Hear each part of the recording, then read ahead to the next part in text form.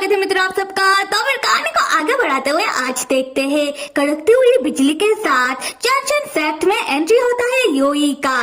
Fact master लियो योई को अपने सामने देखकर घबरा जाते हैं और कहने लगते हैं कि हे राक्षस, तुम्हारा इतना हिम्मत कि तुम कल्टीवेटर के घर में बिना परमिशन के घुस जाओ। क्या तुम्हें मरना है? पर हमें नहीं मरना।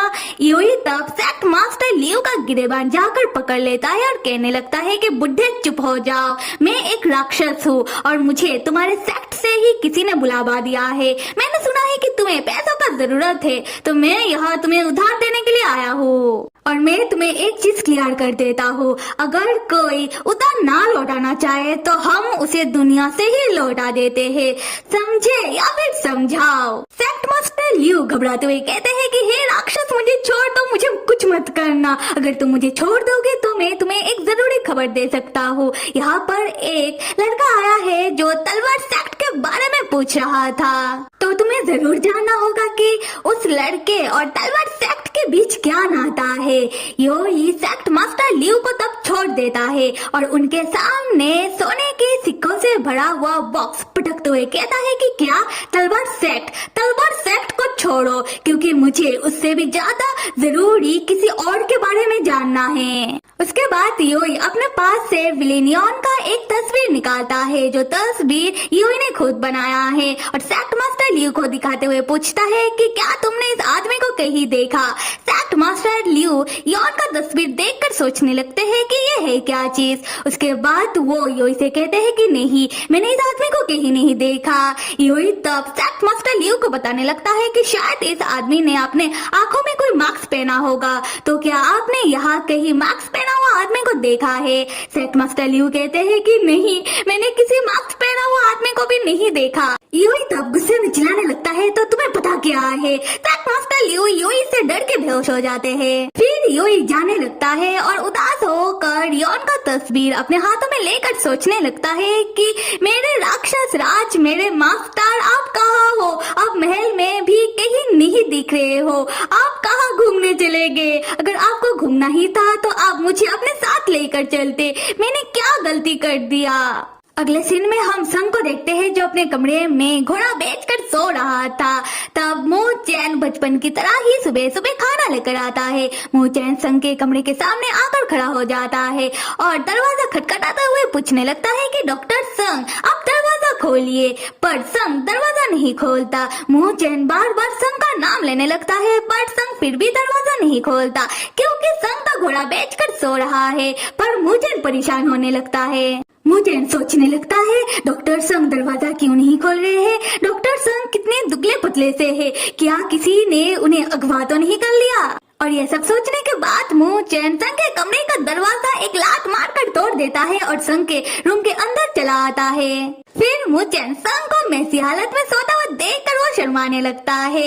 दूसरी तरफ हम संग को देखते हैं, वो शोर सुनकर आधी नींद से जागता है और वो दोबारा भूल जाता है कि वो डॉक्टर संग है। उसे लगने लगता है कि वो राक्षस राज योन है जो अपने महल में सो रहा है और उसके महल में किसी ने आक्रमण कर दिया। संग तब मो चैन का हाथ पकड़ के खिड़की से जाम मारने की कोशिश करने लगता है, ये कहते हुए कि आक्रमण हो गया। फिर संग को याद आता है कि वो तो डॉक्टर संग है और वो जाम मारते मारते रुक जाता है और दोबारा कमरे के अंदर आ जाता है। मो चैन शर्माते हुए अपना हाथ डॉक्टर संग के हाथ से हटा लेता है और कहने लगता है कि डॉक्टर संग, आप मुझे माफ कर देना, मुझे लगा कि आपको शायद कुछ हो गया, इसीलिए मैं आपके कमरे का दरवाजा तोड़कर आपके कमरे के अंदर चला आया, पर मैं आपके कमरे के दरवाजे को बाद में ठीक कर दूंगा। उसके बाद मो चैन संग के सामने खाना रखते हुए शर्माते हुए कहता है कि डॉक्टर संग, आपके लिए खाना, असल में ये खाना किचन में नौकरानी ने तैयार किया है, तो मैं आपके लिए खाना लेकर आ गया, खाना ठंडा होने से पहले खा लीजिएगा। संग तब मो चैन के नजदीक आकर पूछने लगता है कि मो चैन, तुम इतना शर्मा क्यों रहे हो? यहाँ पर शर्माने जैसा तो कुछ नहीं है। मो चैन संग को अपने नजदीक देखकर वो और ज्यादा शर्मा कर संग के कमरे से भाग जाता है। संग मुस्कुराते हुए अपने मन में सोचता है कि मो चैन बचपन की तरह ही बहुत प्यारा है, वो अभी भी अनजान लोगों से शर्मा जाता है। समझ नहीं आता कि मैं मो चैन का करूँ क्या। खैर बाद में मुझे हॉट स्प्रिंग जाना होगा। खैर खैर अगले सीन में हम देखते हैं चैनचैन सेट का मेजर संग के पास आकर संग का पैसा वापस लौटाते हुए कह रहा था, हमारे सेट मास्टर ने आपसे जो उधार लिया था उन्होंने मुझसे कहा कि मैं आपके पास जाकर आपको आपका पैसा वापस लौटा दूं। संग कहता है कि मुझे बहुत ही शर्म आ रहा है, चैनचैन सेट का मेजर खुद आकर मुझे मेरा पैसा वापस लौटा रहा है। मेजर कहता है कि डॉक्टर संग कोई बात नहीं। तब संग के पीछे से मुचेन आता है। मेजर मुचेन को देख लेता है और कहने लगता है कि छोटे भाई क्या तुम डॉक्टर संग के साथ रह रहे हो? मुचेन कहता है कि हाँ, असल में हम दोनों एक दूसरे के साथ बात करते करते हम दोनों का रिश्ता अच्छा हो गया है, इसीलिए मैं डॉक्टर संग के साथ ही रह रहा हूँ। मेजर कहता है कि हाँ, अक्सर एक दूसरे के साथ बात करने से और एक दूसरे के साथ मिलने मिलाने से लोगों का रिश्ता अच्छा हो ही जाता है।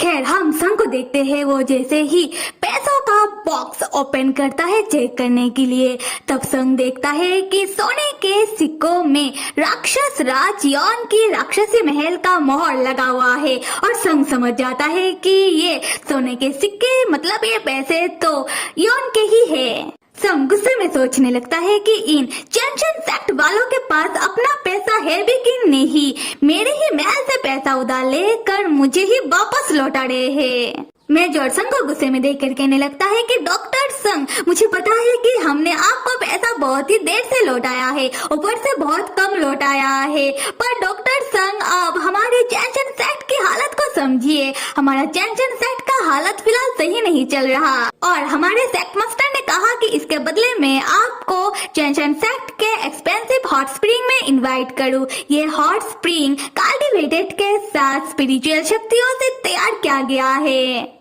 और कृपया करके आप बाकी पैसों की उधारी को माफ कर दो।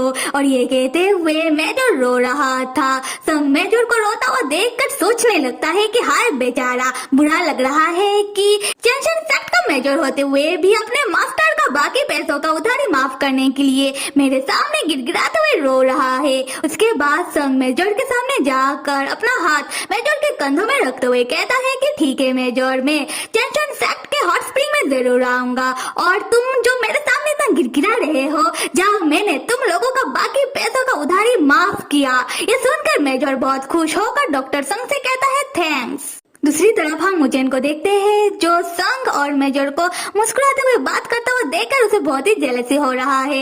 मुचेन अपने मन में सोचता है कि मैं बहुत बड़ा बेवकूफ हूँ, क्यों मैं हमेशा ज्यादा सोचने लगता हूँ, फिर मेरा दिमाग खराब हो जाता है, क्यों मैंने उनके कमरे का दरवाजा तोड़ दिया, पक्का वो मुझसे बहुत नाराज होंगे। अब मैं उनसे कैसे पूछूं कि मुझे उनके साथ हॉट स्प्रिंग में आना है, अगर उन्होंने मुझे मना कर दिया तो? उसी वक्त संग मुचेन के सर में मारता हुआ कहता है कि मुचेन इतना क्या सोच रहे हो, चलो मेरे साथ चैनचैन सेट के हॉट स्प्रिंग चलते हैं। ये सुनकर मुचेन चौंक जाता है, फिर मुचेन संग के पीछे पीछे आने लगता है। अगले सीन में हम मुचेन और संग को चैनचैन सेट के हॉट स्प्रिंग के अंदर देखते हैं, जहाँ मुचेन संग के साथ नहाते हुए वो शर्म से पानी पानी होकर पानी के कुछ ज्यादा ही अंदर घुसकर बैठ जाता है और दूसरी तरफ संग जो बहुत रिलैक्स होकर नहा रहा था, पर संग को समझ आ जाता है कि मुचेन को शर्म आ रहा है। संग मुचेन से कहने लगता है कि मुचेन, अगर तुम्हें शर्म आ रहा है तो कोई बात नहीं, मेरा तो नहाना हो गया, तो अभी मैं चलता हूँ, तुम आराम से नहाओ। उसके बाद संग हॉट स्प्रिंग से उठकर अपना कपड़ा पहनने लगता है और अपने बालों को तौलिए से सुखाने लगता है। हम मुचेन को देखते हैं जो अपना आंखें फाड़ फाड़ कर संग को ही देखे जा रहा था और यह समझ नहीं आ रहा कि मुचेन को शर्म आ रहा है या फिर मजाक। संग तब अपना तौलिया मुचेन को देते हुए वो जाने लगता है, ये कहते हुए कि मुचेन, अभी मैं जा रहा हूँ, पर तुम रात होने से पहले हॉट स्प्रिंग से वापस आ जाना। उससे पहले तुम तौलिए से खुद को पोंछ लेना, वरना तुम्हें ठंड लग जाएगा। हम मुचेन को देखते हैं, वो सोचता तो है संग को रोकने का, पर वो ऐसा कर नहीं पाता। खैर संग जाते ही मुचेन संग का तौलिया अपने हाथों में लिए स्मेल करते हुए कहता है कि मास्टर, आप जिस किसी भी रंग में हो या फिर रूप में या फिर किसी और ही शरीर में, मास्टर आपको क्या लगा कि मैं आपको पहचान नहीं पाऊंगा?